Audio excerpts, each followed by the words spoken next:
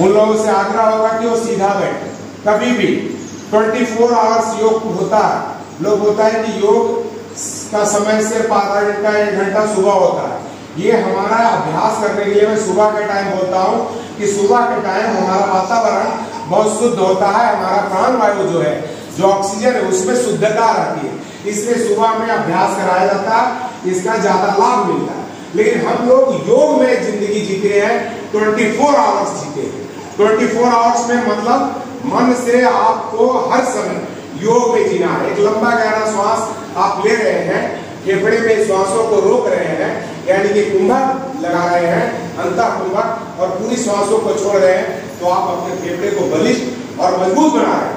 अपने फेफड़े का आकार बड़ा कर रहे हैं, क्योंकि आप जो प्राण वायु ले रहे हैं, मतलब कि गुब्बारा रूपी जो हमारा जो फेफड़ा, जिसमें 7 करोड़ 30 लाख छोटे छोटे प्रकोष्ठ है, जैसे रुआ का बाल होता है, उन सभी में प्राण वायु भरता है। और प्राण वायु को भरने के बाद बांध दीजिए और कुछ देर रोक देने का काम वही करता है। उसको बोलते हैं कुंभक लगा।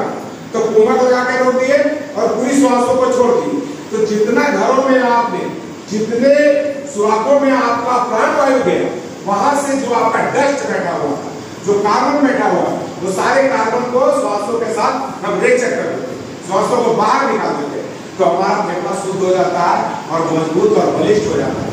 जब हम लोग सीधा होकर के बैठते हैं ना, तो हमारे यहाँ से मूलाधार चक्र से स्वादिष्ठान चक्र तक 8 चक्र है, और सारे 8 चक्रों का ध्यान अगर हो, आपको जानकारी हो कि हमारे कौन से कमल का फूल है, समझिए यहाँ से लेकर के यहाँ तक मूलाधार चक्र तक। तो सबसे पहला जो हमारे मल द्वार के 2 अंगुल ऊपर, जिसको बोलते हैं मूलाधार चक्र, तो वो हमारा 4 पंखुड़ियों वाला क्या है, कमल है। सबसे पहला प्रकाश आपका वही उत्पन्न होता है। वहां पूरा अंधकार है, उस जगह में जड़ जमाए हुए, तो वो प्रकाश 4 पंखुड़ियों वाला मूलाधार चक्र, कौन सा 4 पंखुड़ियों वाला कमल का फूल है, वो जब प्रकाशित होता है तो उसका प्रकाश हमारा स्वादिष्ठान चक्र पे पड़ जाता है। उससे 2 अंगुल ऊपर में होता है स्वादिष्ठान चक्र। तो स्वादिष्ठान चक्र 6 पंखुड़ियों वाला, कितने पंखुड़ियों वाला, 6 पंखुड़ियों वाला फूल है, उसको भी प्रकाशित करता है, वो भी प्रकाश में हो जाता है। जब उसका प्रकाश उधार गति के तरफ ऊपर बढ़ता है, तो हमारा ये मणिपुर चक्र नाभि के पास ये 10 पंखुड़ियों वाला कमल है, उसको भी वो प्रकाशित कर देता है। आपके तमाम ऑर्गेन्स को ये बढ़िया कर देता है मणिपुर चक्र को। तो इसका प्रकाश फिर ऊपर बढ़ता है, कहाँ आ जाता है, अनाहत चक्र के पास। पेट के बाद क्या आ गया, छाती के पास, जिसको बोलते हैं हम लोग अनाहत चक्र। तो ये कितना 12 पंखुड़ियों वाला कमल का फूल है, तो इसको प्रकाशित करता है। ये 10 पंखुड़ी वाला प्रकाशित हो गया मणिपुर चक्र, अब इसको प्रकाशित कर दिया 12 चक्रों वाला। इसके बाद जब ये प्रकाशित हो जाता है तो इसको बोलते हैं विशुद्धि चक्र। तो गले में हमारा 16 पंखुड़ियों वाला एक कमल का फूल है, जिसको प्रकाशित कर देता है। और इसको जब प्रकाश करता है और जो ऊपर जाता है, जब दोनों भ्रुकुटी के बीच में आज्ञा चक्र के पास, तो यहाँ 2 पंखुड़ी वाला कमल का फूल है, इसको प्रकाशित करता है। और लास्ट में सहस्त्रार चक्र होता है, जिसमें 1000 पंखुड़ी लगता है। कितना, 1000 पंखुड़ी। तो जिसकी कुंडली जागरण हो जाती है, वो प्रकाशमय हो जाता है, यानी कि आत्मा का परमात्मा के साथ जुड़ जाते हैं। योग को भी इसीलिए बोला जाता है, बोलते हैं जोड़ना। तो हम अपने आत्मा को उस परमात्मा के साथ जोड़ने का जो काम करते हैं, इन्हीं अष्ट चक्रों के साथ करते हैं। तो इन अष्ट चक्रों को जागृत करना आपके बस की चीज है। जब आके आप बंद करते हैं, तो इन सारी बिंदुओं को आप ध्यान देंगे कि हम ऐसा कर रहे हैं, ये प्राणायाम कर रहे हैं, तो मूलाधार चक्र में एक प्रकाश जगा, और इस सारी पंखुड़ियों जितने बताया मैंने, इस सबको प्रकाश में कर दिया, और मेरा शरीर अंदर से भी प्रकाश में हो गया, और हमारे इर्द गिर्द चारों तरफ प्रकाश से ये प्रकाश हो गया। और उस प्रकाश के वातावरण में आप बिल्कुल खो जाएंगे। आपका मन एकाग्र होने लगेगा, क्योंकि मन भागेगा। ये मन इतना चंचल है मुझे लिए कि आप रोकने की कोशिश कीजिएगा ना, आप यहाँ बैठे हुए हैं, आपका ध्यान मेरी बात को सुन रहा, लेकिन तुरंत आ रहा है, यार उनका फोन आ रहा है, वहां जाना है, आपका मन तुरंत वहां भागेगा। और फिर हम आपको कुछ बोलेंगे तो तुरंत मन को खींच करके आप लेकर के आइएगा। यानी कि प्रत्याहार, जो मधुमक्खी की रानी जैसे भागती है, उसके पीछे सारे मधुमक्खी भागते हैं। तो हमारा मन भी वैसा ही भागता है। तो सारे शरीर भी वैसे भागता है ना, उसके पीछे मन भी भागता। तो मन को केंद्रित करना ही सबसे बड़ा योग है, मन को एकाग्र करना ही सबसे बड़ा योग है। और अष्टांग योग हम लोग करते हैं। ऋषि महर्षि जो थे वो अष्टांग योग की व्याख्या किए हैं। तो 8 अंग कौन कौन से हैं ये मुखिया जी सुन के जाइए। सबसे पहला यम, दूसरा नियम, आसन, तब प्राणायाम, प्रत्याहार, धारणा, ध्यान और फिर समाधि। ये 8 अंग है और ये 8 अंग पे आपको थोड़ा थोड़ा कम से कम आप लोग ध्यान दें। थोड़ा थोड़ा ध्यान देने का क्या मतलब है कि हम यम के अंदर 5 शाखाएं हैं। तो 5 शाखाएं में क्या किया? हिंसा। सबसे पहला हिंसा, किसी का हिंसा मन से हो, तन से हो, धन से हो। मतलब आप दूसरे के द्वारा भी किसी को मरवा रहे हैं तो हिंसा के श्रेणी में आ गया। आप किसी को मन में सोच लिए कि अगले का हिंसा कर दूंगा या मरवा दूंगा, तो भी एक प्रकार का हिंसा हो गया। किसी को आप शब्द बोल दिए, उसका आत्मा में दर्द हो गया, वो भी आपका एक प्रकार का हिंसा हो गया। तो उस हिंसा से आप जरूर बचिए। दूसरा सत्य, आप झूठ मत बोलिए, सत्य बोलिए। कोई फांसी नहीं लगा देगा आपको। हाँ, किसी की जान बचाना है, जैसे कोई कसाई दौड़ रहा है किसके पीछे? गाय के पीछे, और वो आपकी गाय आपके नजदीक में आके छुप गया और वो कसाई आया दौड़ा गैया देखे हो गए और आप बोलते हैं कि नहीं हम तो नहीं देखे, वहां झूठ बोल देते, तो सत्य के श्रेणी में आता है। क्योंकि आपने गौ हत्या होने से आपने बचा लिया, तो इसलिए आपका हुआ सत्य भी सत्य में माना जाता है। तो वो क्या हो गया? दूसरा भाग सत्य। तीसरा हो गया अस्तेय। अस्तेय मतलब चोरी करना, मन से, तन से, धन से, किसी भी प्रकार का।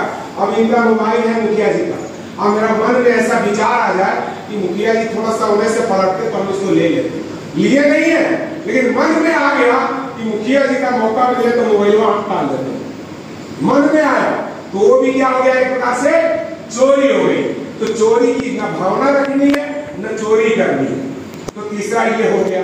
चौथा में ब्रह्मचर्य, यानी गृह की रक्षा करना। तो हम लोग सारे जो है सो क्या है, हम लोग गृहस्थ आश्रम में, तो इससे हम लोग वंचित रहते हैं। फिर भी उसमें कोई दिक्कत नहीं है, आप कर सकते हैं। गृहस्थ लोग भी ब्रह्मचर्य का पालन कर सकते हैं। 5वां मतलब अपरिग्रह, जरूरत से ज्यादा धन का उपार्जन कर लेना भी ठीक नहीं। आप जरूरत से ज्यादा धन रख लेना, आपका रात का नींद उड़ जाएगा। ये इन्हें लूट लेगा, वो लूट लेगा, इन्हें कैसे संभाले, कहाँ रखे, स्विट्जरलैंड भेजे कि अमेरिका भेजे, कौन सा बैंक में रखे। तो जरूरत से ज्यादा धन भी आपके जी का जंजाल हो जाएगा, आप सकून शांति से नहीं जी सकते। तो सिर्फ यम के ये 5 शाखा, तो आप 24 आवर्स इसका ध्यान तो रख सकते हैं कि हम किसी का चोरी नहीं करें, हिंसा नहीं करें, हम किसी का ये नहीं करें। जितना चीज बताया अभी आपको। अब आ गया नियम। नियम में क्या करते हैं? शौच। सबसे पहले क्या करते हैं? शौच करते हैं। पेट की सफाई करते हैं ना, टॉयलेट जाते हैं, मुंह धोते हैं, स्नान करते हैं। तो ये बाहरी चीज को हम शौच के द्वारा सफाई कर देते हैं, ठीक है ना। अब अंदर से, बाहर से तो कर दिए, लेकिन जो मन की सफाई, जो इससे आ रहा है मुखिया जी बहुत बड़ा, बड़ी पैसा कमाते, हम तो बहुत गरीब हैं, मुखिया जी इतना बड़ा कैसे हो, फलाना इतना, देवंती जी कितना बड़ा हो गए। तो ये जो भावना मेरे अंदर जो ईर्ष्या के आ गया, तो इस कचरे को भी बाहर निकालो। वो है शौच, मतलब तन से और मन से उस कचरे को बाहर निकाल लिया तो नियम के अंदर में शौच। दूसरा हो गया संतोष। भगवान ने जो मुझे दिया उसमें मैं खुश रहूंगा। मेरे जितने भाग में लिखा हुआ था उतना मिल गया, और उतने में मैं अपने पति पत्नी के साथ नमक रोटी खाऊंगा, अपने बच्चों के साथ हंस बोल करके और जिंदगी को बिताऊंगा। ये मेरा संतोष है। तू संतोषी बनी। ये नहीं कि अरे हाय हाय हाय बगल वाला कैसे बढ़ता हो गया, हम तो बाहर जा रहे हैं, कभी नहीं हाय हाय करते रह जाइए, कभी खुशी नहीं होगा। तीसरा तप। कोई भी काम करते हैं आप लोग तप कर रहे हैं। जो काम कर रहे हैं मुखिया जी, ये क्या कर रहे हैं? आप तप कर रहे हैं, अपना कर्तव्य का निर्वहन कर रहे हैं। आप तप कर रहे हैं, तब उसके बदले पैसा कमा रहे हैं। आप अपने शरीर को तपा रहे हैं, अपने शरीर से पसीने को निकाल रहे हैं, तो आप स्वस्थ रहेगा। तो इस तप को मत छोड़िए। फिर अपने शरीर के बारे में स्वाध्याय करिए कि मैं इस संसार में जन्म लिया हूं तो किस उद्देश्य के लिए लिया, मेरा उद्देश्य क्या। लोगों का सेवा करना या दूसरे का जान लेना, सेवा करना।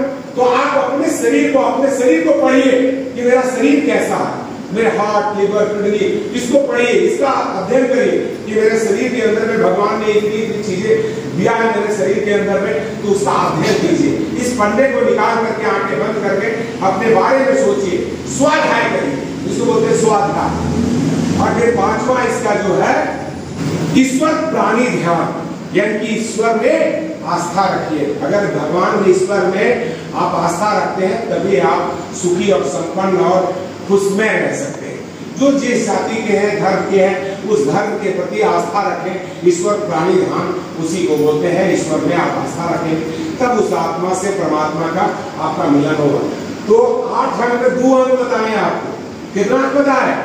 2 अंग अभी तक बताया।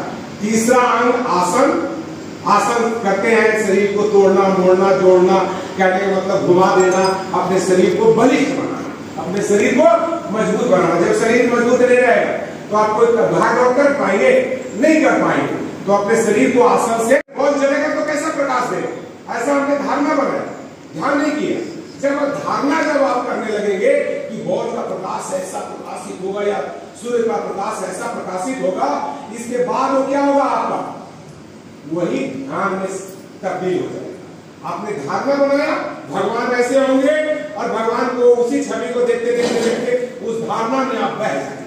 और जब धारणा में जब बह जाएंगे तो आपको लास्ट में बोलते हैं धारणा, ध्यान और फिर समाधि, ईश्वर को प्राप्त कर लेते हैं। इस आत्मा को उस परमात्मा के साथ मिला देने का काम ये हमारा समाधि का होता है। तो ये 8 अंगों पे थोड़ा थोड़ा आप लोग 24 आवर्स अमल कीजिए। अभी गांव में, आपके गांव में जाता हूं मैं, सब जगह माधवपुर तक जाता हूँ, इधर आपका पटेवा सब जाता हूँ, बहुत जगह हमारा पता नहीं होना, हमारा पता नहीं होना, हमारा योग कार्य करना। हम जितना चीज आप लोगों को बताए, क्या ये पतला करने वाली चीजें बताए आप लोग? ये मन में सिर्फ आप अपने मन में अगर बैठाएंगे तो इस चीज पे योग को अपने अंदर समाहित कर सकते हैं। हर पल आप योग कर रहे हैं, आप बैठे हुए हैं तो योग कर रहे हैं, आप सीधा होकर बैठे हुए हैं, नृत्य सीधी रखिए तो आप योग कर रहे हैं, आप लंबा सांस ले रहे हैं, रोक रहे हैं, छोड़ रहे हैं, वो आप प्राणायाम कर रहे हैं। कभी भी कहीं भी आप खाना खा लिए हैं, वज्रासन में बैठ गए, मोबाइल देख रहे हैं, किताब पढ़ रहे हैं, आप योग कर रहे हैं। योग सिर्फ आना चाहिए, मालूम होना चाहिए, योग का इस्तेमाल आप थोड़ा कर सकते हैं। तो हमारी बातों को आप लोग अगर दिल से लेंगे तो आप लोग के लाइफ के लिए अच्छा होगा। आप लोग अपने दिनचर्या में योग को जरूर शामिल कीजिए मेरे कहने से सभी लोग को। और मुखिया जी तो हमारे साथ फील्ड में एक बार चलो, हम आपको दिखाएंगे कि कहाँ लोग कैसे कैसे लोग जागरूक हैं। जहाँ तक मेरा हो सका है बंदोबस्त मैं किया हूँ, हर गाँव में जाके 2-3 क्लास, अभी पड़ेवा में 3 जगह का क्लास में लगा लेता हूँ, तो जाकर के लोगों को इकट्ठा कर लेता हूँ। स्कूल और आंगनबाड़ी हो जाता है तो 5 जगह मेरा क्लास पड़ेवा में चला लेता हूँ। माधवपुर थोड़ा दूर पड़ता है, बहुत कम जा पाता हूँ।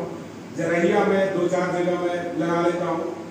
आपका वो यादव धर्मशाला बोलते हैं यहाँ पे, वहाँ पे जब जाते हैं तो 10 लोग मेरे को मिलते हैं, तो वहाँ रुकते हैं, लोगों को इसी तरह बताते हैं, कुछ समझाते हैं, कुछ लोग कराते हैं, स्कूल और आंगनबाड़ी को कराई होते हैं। तो ऐसे ऐसे आपके गाँव में भी हो ही जाता है।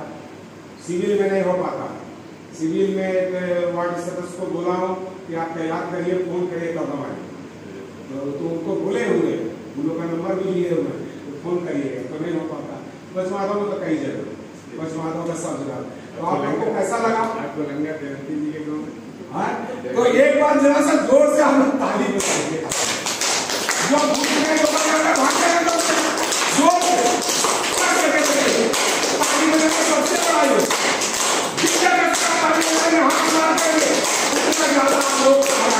सारे लोग कोरोना के समय में यही कारण ताली बजाने से शरीर स्वस्थ रहता है, ताली जरूर रहेगा। जब भी हमारे मस्जिद इसका उजला हो तो नहीं हुआ, पीला तो नहीं हुआ, पीला नहीं लाल होना चाहिए। अगर पीला हो गया तो समझिए एनीमिया की, तो ऐसा मत कीजिएगा, खूब ताली बजाइए। तो हंसिए जरा सा, मंद हंसिए रहे हैं तो कस के जरा सा हंस लेते हैं, फेफड़ा में पूरा हवा भर करके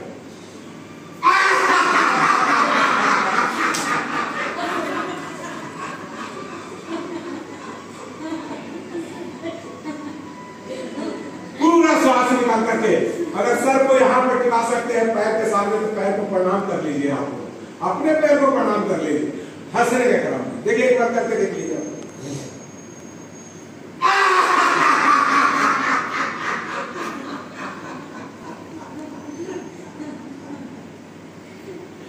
तो हंसिए, दिल से हंसिए, सारा बीमारी को भगाइए। जो लोग हमारे वीडियो को देख रहे होंगे, वीडियो को अंत तक देखने के लिए बहुत बहुत धन्यवाद। अगर वीडियो आप लोग को अच्छी लगी हो तो दूसरे लोगों तक पहुंचाइए, ताकि सभी लोग इसका लाभ उठा सके और अपने दिनचर्या में योग को शामिल कर सके। धन्यवाद हो। दूसरे साथ हम